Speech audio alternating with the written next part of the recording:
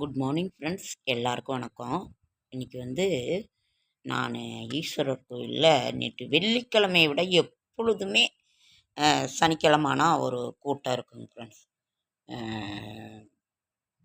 எங்கள் ஈஸ்வரர் கோயிலில் அப்புறம் சாய் ரட்சக்கோ எப்பொழுதுமே வெள்ளிக்கிழமையில் விட சனிக்கிழமை கூட்டம் அதிகமாக இருக்கும். ஏன் அப்படின்னாக்கா, சனி பகவானுடைய தாக்கம் சனிக்கிழமையில் அவங்க எல்லாருமே பூஜை வாங்கி கொடுக்கறது, ஐயப்பனுக்கு தேங்காய் பழம் உடைக்கிறது, சனி பகவானை கும்பிட்றது, ஈஸ்வரரை கும்பிட்றது, அது ரொம்ப அதிகமாக இருந்ததுங்க ஃப்ரெண்ட்ஸ். அப்போ தான் நான் இது பண்ணினேன், நாம் ஏன் இதை இது பண்ணக்கூடாது சொல்லலாம் அப்படின்னுக்கிட்டு. சனி தசை, சனி புத்தி, சனி அந்தரம், சனியினுடைய தாக்கம் அதிகமாக இருக்கிறவங்க ஈஸ்வரரை இது பண்ணிட்டு, சனி பகவானுக்கு ஒரு தரிசனம், அந்த நவகிரகத்துக்கு ஒரு இது பண்ணிட்டு, அதே மாதிரி ஐயப்பர் சுவாமியை நம்ம கும்பிட்டோம்னாவே அதனுடைய தாக்கம் குறையும். இதை எல்லாருமே நம்ம கடைபிடிக்கிறது அவ்வளவு ஒரு நல்லது. இங்கே பாருங்கள் ஃப்ரெண்ட்ஸ், எங்கள் வீட்டில் ஐயப்பன் நித்திய பாராயணம்னு ஒரு இது நிறைய புக்ஸ் இருக்குது. இருந்தாலும் இந்த புக்ஸை இது எடுத்து ஐயப்பனை நம்ம போட, எங்கள் வீட்டில் விக்கிரகம் இருக்குது 18 படியோட. இருந்தாலும் அதை என்னால் அதை எடுத்து வச்சு அங்கே எல்லாம் இது பண்ண முடியல. அதனால் இப்படியே நான் கொடுக்குறேன். அதனால் ஓம் சுவாமியே சரணமையப்பா. நீங்கள் கூட்டத்தில் நீங்கள் போகிறத விட நீங்கள் இந்த மாத பூஜைக்கு நீங்கள் போகிறது அவ்வளவு ஒரு சிறப்பான ஒரு இது. ஐயப்ப சுவாமி கோயிலுக்கு மாத பூஜையிலே எல்லோரும் மாலை போட்டுட்டு போகிறாங்க. ஒவ்வொரு மாத பூஜைக்கும் 5 நாள் திறந்துருக்குங்கிறது. அதனால் நீங்கள் கூட்டம் இல்லாத அன்னைக்கு நீங்கள் ஐயப்ப சுவாமி தரிசனம் பண்ணுங்கள். அதே மாதிரி சனி திசை, சனி புத்தி, சனியந்திரம் நடக்கிறவங்க ஐயப்பனை நீங்கள் வீட்லேயே வச்சு கூட நீங்கள் பாராயணம் பண்ணலாம். சுவாமியை நினச்சி இது பண்ணினீங்கன்னாவே போதுமானது. ஓம் சுவாமியே சரணம் ஐயப்பா, ஓம் சுவாமியே சரணம். இன்றைக்கி நான் ஈஸ்வரர் கோயிலில் அவ்வளோ ஒரு கூட்டத்தை நான் பார்த்தேன் ஃப்ரெண்ட்ஸு. அப்புறம்தான் ஐயர் அவர்களும் சொன்னாங்க, இல்லை இந்த எங்ககிட்டயே பூஜை பண்ணி அவங்க கொடுக்க சொல்கிறாங்க, சனி பகவானுக்கு, ஈஸ்வரருக்கு, ஐயப்பருக்கு அன்னைக்குன்னு ஒரு தனி இதே அவங்க இது பண்ணுறாங்க. அதே மாதிரி கல்யாணம் இதாகணுங்கிறவங்களுக்கு அப்படின்னு சொல்லி அவங்க அதில் சொல்கிறாங்க.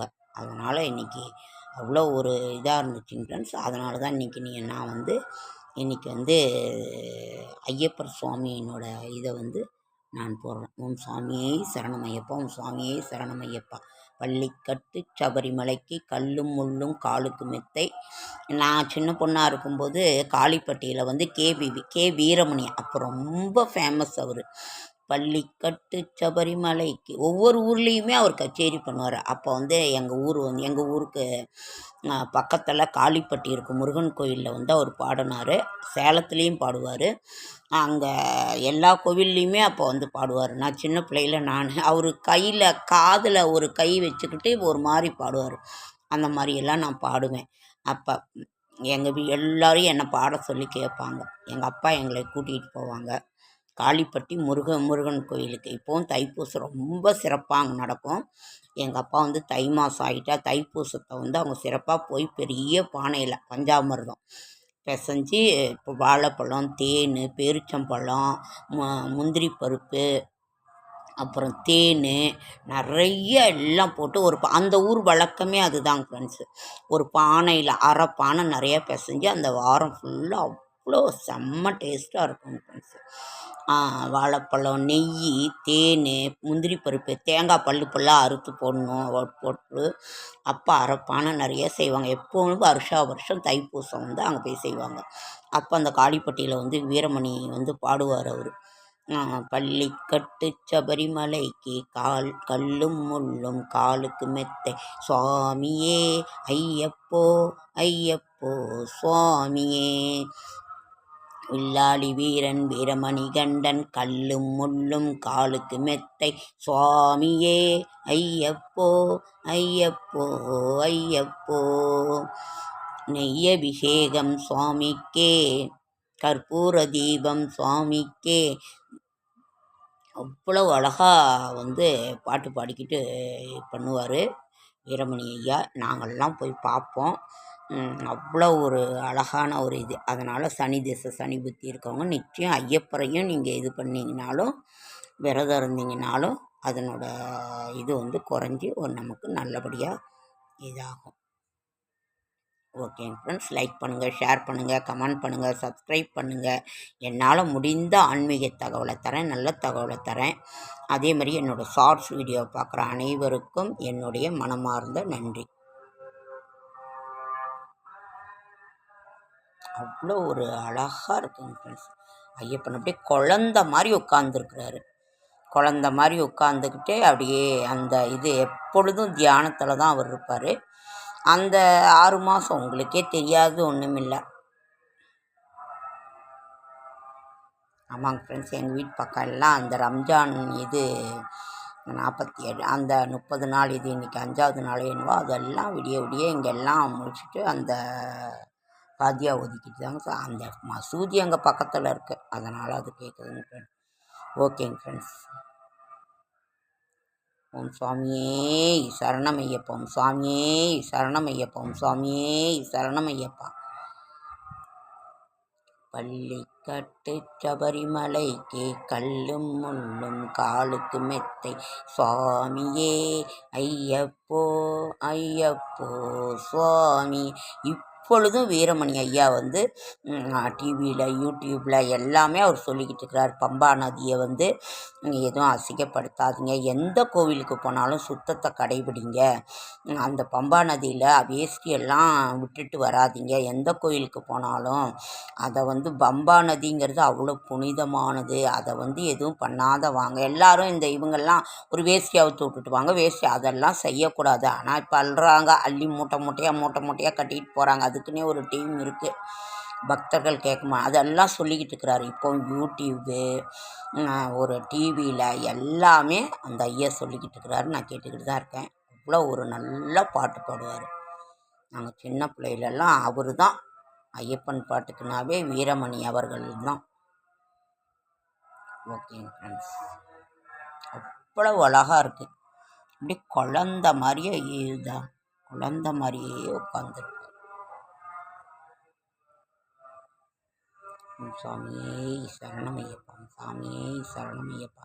நான் வந்து 2 இதுக்கு நான் வேண்டிக்கிட்டேன். ஒருத்தருக்கு வந்து ஒரு குழந்தைக்கு வந்து உடம்பு முடியல, அப்போ வந்து மணிகண்டன்னு ஒன்று பேர் வைக்கிறேன், அந்த குழந்தைய காப்பாற்றி கொடுன்னு ஒரு இதில் வேண்டிக்கிட்டேன். அது அப்படியே நடந்தது.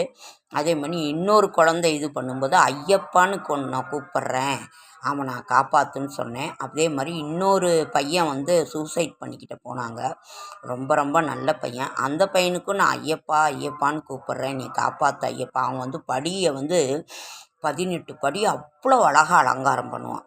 அந்த பையனை காப்பாற்றி கொடுத்துச்சு. நான் வந்து ஐயப்பா ஐயப்பான்னு கூப்பிட்றேன், அவன் உன்னோட படியை அலங்காரம் பண்ண அவன் வரணும், அவனை நீ காப்பாற்றி கொடுன்னு சொல்லி நான் வேண்டிக்கிட்டேன். அதே மாதிரி நடந்தது.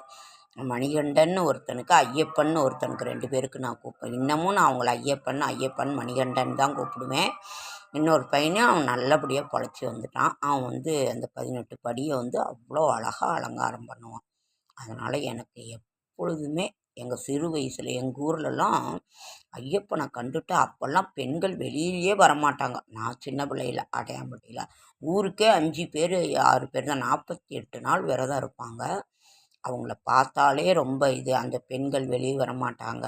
அப்போல்லாம் ரொம்ப ஆச்சார அனுஷ்டானமாக இப்போவும் இருக்கா, அப்போ இன்னும் ரொம்ப அவ்வளோ விரதம் இருந்து அவங்கள கண்டாலே ஒரு தெய்வம் மாதிரி காலில் விழுந்து சாமி அப்படி ஒரு இதுவாக இருப்பாங்க. அவங்களும் வந்து நல்லா இதாக இருக்காங்க. அதனால் ஒரே நேரத்தில் எல்லாம் கூட்டம் இல்லாத நேரத்துலையும் போய் நீங்கள் சுவாமியை தரிசனம் பண்ணுங்கள். ஓகேங்க ஃப்ரெண்ட்ஸ்,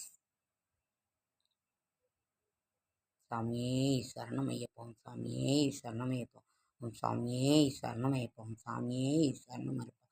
ஓம் நம சிவாய, ஓம் நம சிவாய, ஓம் நம சிவாய, ஓம் நம சிவாய.